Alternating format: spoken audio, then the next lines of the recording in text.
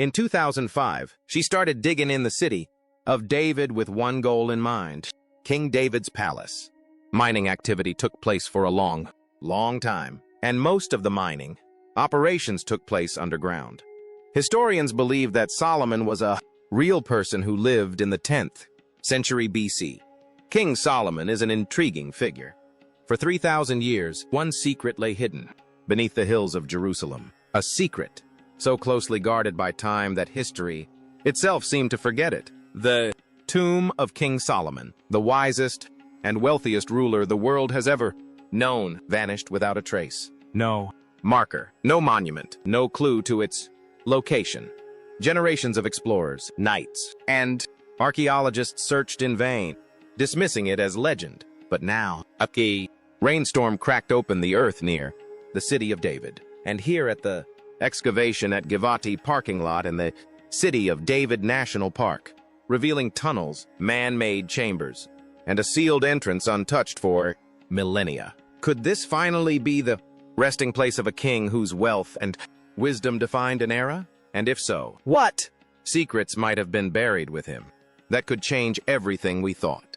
We knew about history and the biblical world. What lies inside doesn't just rewrite history, it terrifies it. Today, we follow the trail beneath Jerusalem, into darkness and discovery to uncover the truth about Solomon's final resting place and the secrets the world may not be ready to face. The king who vanished. To understand why this discovery matters, you need to understand who Solomon actually was and why his disappearance from the archaeological record has haunted researchers for over a century. Solomon inherited the throne from his father, King David, sometime around 970 BCE. This famous King David uniting the kingdom of Israel. He was young, possibly still a teenager, stepping into the sandals of a warrior, king who had united the tribes of Israel and conquered Jerusalem itself. But Solomon didn't just maintain his father's kingdom. He transformed it into something the ancient world had never seen. The first temple alone took 7 years to construct, a masterwork of cedar, imported from Lebanon, gold panels that caught the sun and stone cut so precisely it barely needed mortar. The building became the spiritual center of the Israelite nation, housing the Ark of the Covenant itself. But Solomon's ambitions extended far beyond architecture. His trade networks stretched across the known world. Ships sailed to mysterious lands the Bible calls Oyer and Tarshish, locations some scholars place in Africa, others in India or even Spain, returning with ivory, gold, apes, and exotic goods. In the Timnah Valley of southern Israel, copper mines that archaeologists have confirmed were operating during Solomon's era churned out wealth that's still being excavated today. We are so happy now to be given a grand tour by Ranger Ron Bernstein, who is the ranger here at Team Nut Park. His reputation for wisdom became the stuff of legend, the story of two women claiming the same baby where Solomon offered to split the child in half to reveal the true mother turned him into a symbol of justice across the ancient Near East. The Queen of Sheba traveled over 1,000 miles with caravans loaded with spices, gold, and riddles to test his famous intellect. She left, declaring that the reports she'd heard hadn't captured even half of his wisdom and wealth. Yet, when this extraordinary king died, something inexplicable happened. The Bible mentions his death in a single verse, 1 Kings 11:43, stating simply that he slept with his ancestors and was buried in the city of David. No details, no location, no monument. For a king of Solomon's magnitude, this silence is deafening. His father David has a traditional tomb site that pilgrims have visited for centuries. Later kings have archaeological evidence marking their reigns. But Solomon, the wealthiest, most celebrated king in Israelite history, left no trace of where his body was placed. Some historians suggested the tomb was destroyed during the Babylonian conquest in 586 BCE. Others theorized it was deliberately hidden to protect its treasures from invaders. A few whispered that the tomb contained secrets so dangerous they were never meant to be found. For over 3,000 years, the mystery remained cold. Then someone found a paper trail that everyone else had missed. The discovery that changed everything. Now, here's where the story takes a turn that nobody saw coming. Because the breakthrough that cracked this 3,000-year-old mystery didn't come from a dramatic excavation. It didn't come from some adventurer with a shovel and a dream.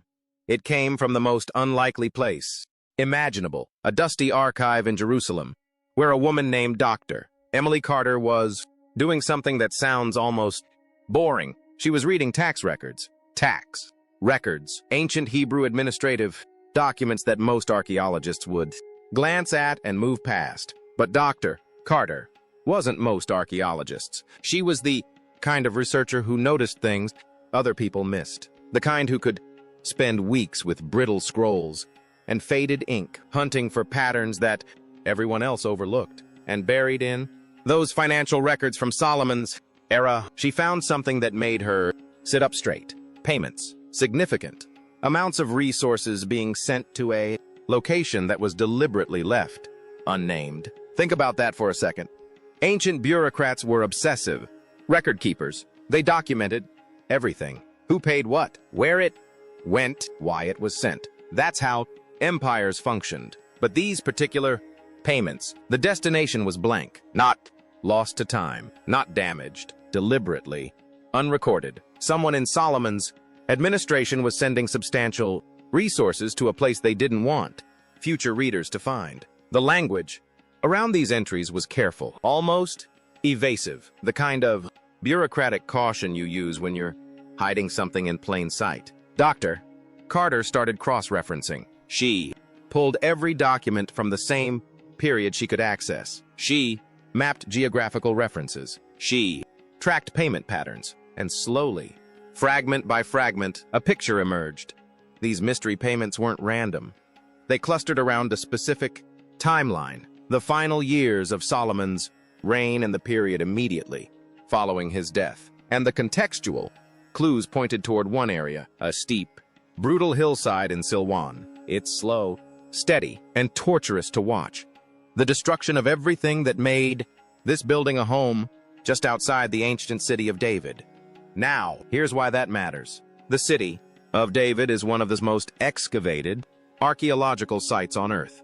Researchers have been digging there for over a century. Every major institution has sent teams. The ground has been scanned, surveyed, and studied from every conceivable angle. But this particular hillside in Silwan, almost untouched. The terrain was too dangerous. Sharp limestone that destroyed equipment, unstable soil that threatened cave-ins, and political sensitivities that made permits nearly impossible to obtain. Previous archaeologists had looked at that slope, calculated the risks, and walked away.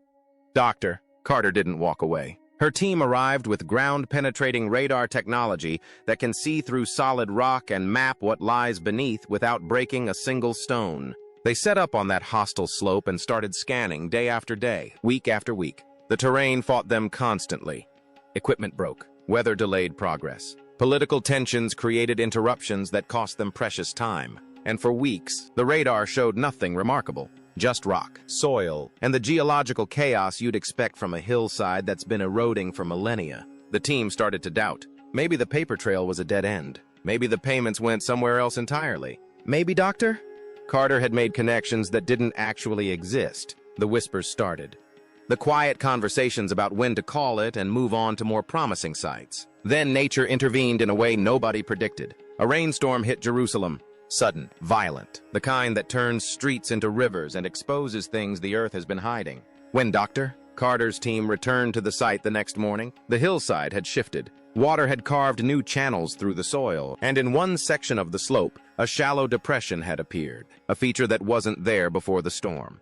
At first glance, it looked like nothing, just another scar in the landscape. But something about it felt wrong. It didn't match the natural geography.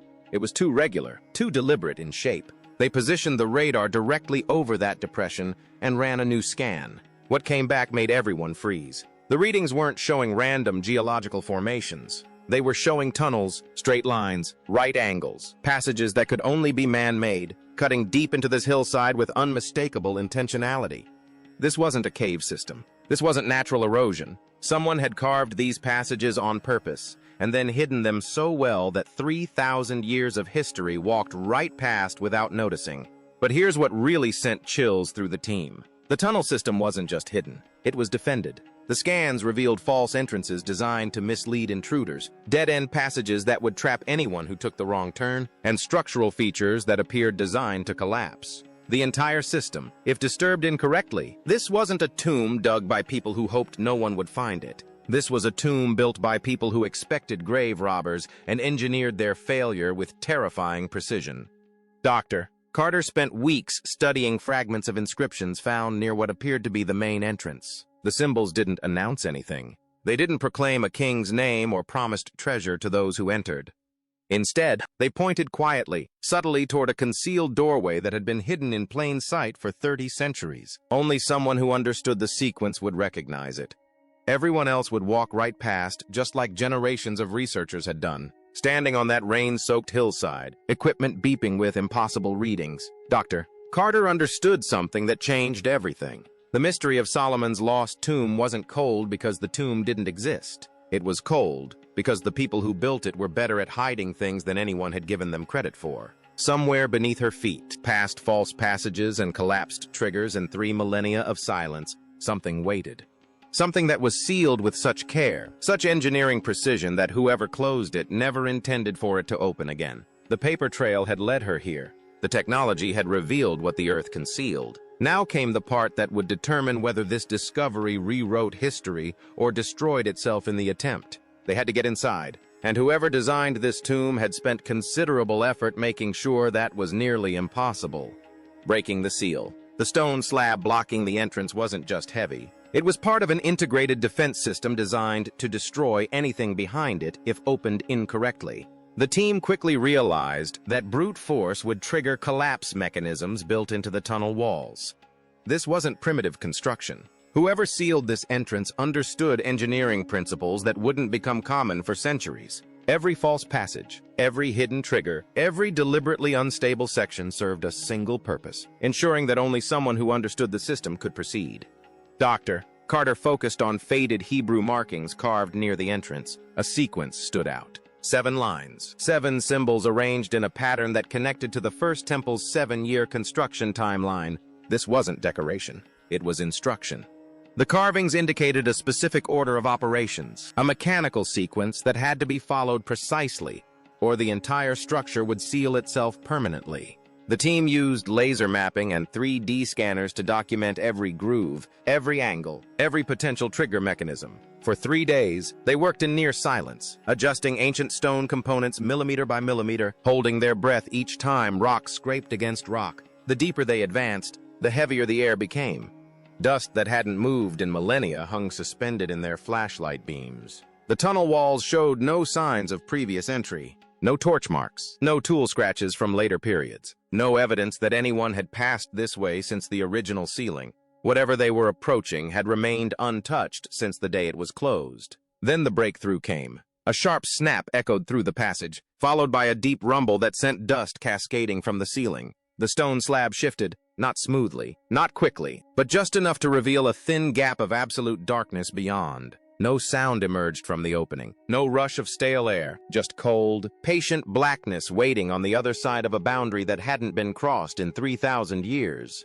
Dr. Carter signaled for everyone to stop. No one spoke. No one moved. The weight of the moment pressed down on them. The knowledge that whatever lay beyond that gap had been deliberately hidden by people who never intended it to be found. The seal was broken. History was breathing again. And what emerged from that darkness would challenge everything they thought they understood about the biblical world. The treasure chamber. The flashlight beam caught gold and time stopped. There was no gradual reveal, no slow recognition of what they were seeing. The moment light penetrated that sealed chamber, 3,000 years of darkness surrendered to a scene that shouldn't have existed outside of Scripture. The team stood shoulder to shoulder, flashlights trembling slightly in their hands, staring at something that transformed legend into physical reality. Golden vessels lined the stone walls, their surfaces etched with ancient Hebrew script, their craftsmanship so precise they caught the light as though polished moments ago. The air carried an impossible scent. Thyme, ancient resins, spices that had been sealed in this darkness since before Rome existed. At the far end of the chamber stood a 7-branched menorah rising from the floor, solid gold, matching every historical description of what once stood in Solomon's temple. This wasn't a replica behind museum glass. This was potentially original, an artifact that generations of scholars believed was lost forever when Babylon destroyed Jerusalem. Every direction revealed another layer of impossible wealth. Fragments of silk, faded but unmistakable, pointed to trade routes reaching India. Delicate ivory carvings suggested exchanges with African kingdoms whose names history has forgotten. Small jewelry boxes, some still latched shut, contained earrings and chains set with emeralds, rubies, and lapis lazuli. One sealed clay jar, when carefully opened, released a puff of aroma, saffron, frankincense, and something citrus. Spices that smelled impossibly fresh after millennia of perfect preservation. The team documented everything with laser scanners, knowing that a single careless movement could damage what the desert had, protected for 3,000 years. But not everything made immediate sense. Some artifacts bore symbols that didn't match known Hebrew or Canaanite writing systems. A few pieces showed stylistic elements that seemed anachronistic, either older than Solomon's era or influenced by cultures that shouldn't have had contact with ancient Israel. Could some items belong to later rulers who added their own treasures to a growing hoard? Had this chamber been accessed and resealed at some point in antiquity? The questions multiplied faster than answers. One archaeologist, overwhelmed by the scale of what surrounded them, leaned close to Dr. Carter and whispered, "This makes the British Museum look like a thrift shop." Nobody laughed. The weight was too heavy. This chamber held enough material to rewrite understanding of Bronze Age trade. Authorities say this deep rediscovery dates back an estimated 3,300 years to the Bronze Age. Israelite wealth and ancient craftsmanship. But even as the team cataloged treasures that would occupy scholars for decades, everyone sensed the same thing. This wasn't the final chamber. This was a vestibule. Whatever lay deeper had been buried for a reason, and the clues carved into the walls suggested they were only beginning to understand why. The symbols and the firestorm. The gold was breathtaking, but it was the writing on the walls that stopped everything. As torchlight swept across the stone, a cluster of carvings emerged that didn't belong to any known category of ancient Israelite art. These weren't simple decorations or religious symbols. They seemed alive with meaning. Geometric patterns so precise they resembled architectural blueprints. Mathematical ratios that shouldn't have existed in the 10th century BCE. And at the center of it all, a sharp, star-shaped seal carved with absolute precision. That seal matched ancient descriptions of Solomon's personal mark. Not merely a royal symbol, but according to persistent legend, a powerful sigil associated with commanding supernatural forces. Medieval texts called it the Seal of Solomon and attributed to it the ability to bind spirits. Whether those legends held any truth, the physical seal carved into this wall was undeniably real, undeniably ancient, and undeniably connected to the king, whose name echoed through every religious tradition that traced its roots to Jerusalem. The mathematical patterns surrounding the seal drew particular attention. One archaeologist studied them for hours before announcing, "This is advanced geometry, ratios, and structural calculations that we associate with much later periods. Either our timeline is wrong, or Solomon had access to knowledge we don't fully understand." Stacked in a corner of the chamber sat clay tablets covered in dense Hebrew script. Some worn by time, others so sharply engraved they appeared almost fresh. One tablet detailed temple dimensions that matched the Book of 1 Kings nearly word for word, providing physical confirmation of biblical accounts that scholars had long debated. But another tablet stood apart. Its language bent in unfamiliar directions. Its structure broke known grammatical rules. It read less like historical record and more like encoded instruction, referencing something called the key connected to hidden knowledge. Dr. Carter recognized the possible reference immediately. Medieval manuscripts spoke of something called the Key of Solomon, a legendary text supposedly containing rituals, codes, and forbidden wisdom. Mainstream scholarship had always dismissed it as later fantasy. But here, in a sealed chamber dating to Solomon's actual reign, the same terminology appeared carved in stone. Then someone noticed the chest. Tucked into a shadowy alcove, nearly invisible unless you knew where to look, sat a container roughly the size of a modern carry-on bag. Dense, heavy, sealed with metal latches, and carved with the same star symbol that dominated the chamber walls. There were no hinges, no visible locks, no obvious mechanism for opening it. The team gathered around without touching it. Whatever this container held, the people who sealed this tomb had placed it here with intention. Some speculated it might contain scrolls, perhaps the original wisdom texts attributed to Solomon. Others wondered if it connected somehow to the Ark of the Covenant, whose location has remained history's greatest mystery. But the discovery that truly ignited global controversy wasn't the chest or the symbols. It was 5 lines of ancient Hebrew carved along the tomb's eastern wall, so worn they almost escaped notice. When translated, they read, "May wisdom guide my hand as stars guide sailors." The poetic structure matched the style of Proverbs. The language fit Solomon's era precisely, if authentic. This was the first physical first-hand trace of Solomon's own voice, a personal inscription from a king who had become more myth than man. The academic world erupted. Some scholars declared it the smoking gun proving Solomon's historical existence. Others attacked immediately, arguing the inscription seemed too polished, too perfect, possibly a later imitation designed to look ancient. Debates exploded across universities, journals, and social media. Headlines ranged from Solomon found to holy hoax. Dr. Carter remained measured. "We didn't set out to find a king, but the evidence keeps accumulating. If that's not worth investigating, nothing is." Beneath the stones of Jerusalem, a secret has slept for 3,000 years. Treasures, inscriptions, and knowledge deliberately hidden from the world. The sealed chamber remains untouched, its mysteries intact, daring us to uncover what was protected so fiercely by those who came before. If this truly is Solomon's tomb, what truths lie within? And what might they reveal about the wisdom, wealth, and power of a king whose legacy shaped civilizations? Could the contents of that chest rewrite what we know about history, faith, and human ingenuity? Or is some knowledge meant to remain buried? And if ancient people went to such extraordinary lengths to hide it, should we honor that secrecy or risk everything to bring it to light? The story isn't over. Every stone, every artifact, every inscription is a reminder that history still holds secrets capable of challenging everything we thought we knew. And the question that lingers above all else is this: are we ready for what Solomon's tomb might finally reveal?